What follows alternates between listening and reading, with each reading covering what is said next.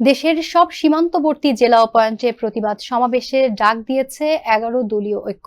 এছাড়া দেশে খুন, ধর্ষণ ও আইন শৃঙ্খলা পরিস্থিতির অবনতির প্রতিবাদে আগামী ১৫ জুন রাজধানীর শাহবাগের শহীদ হাদি চত্বরে বিক্ষোভ কর্মসূচির ডাক দিয়েছে সংগঠনটি।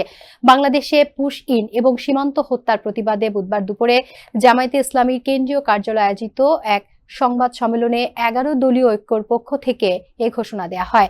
সংবাদ সম্মেলনে বাংলাদেশ জামায়াতে ইসলামীর সহকারী সেক্রেটারি জেনারেল ও ১১ দলীয় ঐক্যর সমন্বয়ক ডক্টর এএসএম হামিদুর রহমান আজাদ বলেন, বর্তমান সরকার অতীতের ফ্যাসিবাদী কায়দায় দেশ চালাচ্ছে এবং তাদের কর্মকাণ্ডে প্রমাণিত হয় যে তারা কোনো সংস্কার চায় না। একই সঙ্গে প্রতিবেশী দেশ সীমান্তে বাড়াবাড়ি করছে উল্লেখ করে তিনি বলেন, ভিনদেশী নাগরিক থাকলে আইনগত ব্যবস্থা না নিয়ে জোরপূর্বক পুশ ইন করার চেষ্টা করা হচ্ছে। সীমান্ত হত্যা বাংলাদেশের দীর্ঘদিনের চলমান পরিস্থিতি। তবে বর্তমান সরকারের আমলে সীমান্ত হত্যার যে চিত্র আমাদের সামনে আছে, এটা আমাদের স্বাধীনতার সার্বভৌমত্বের জন্য মারাত্মক একটা হুমকি।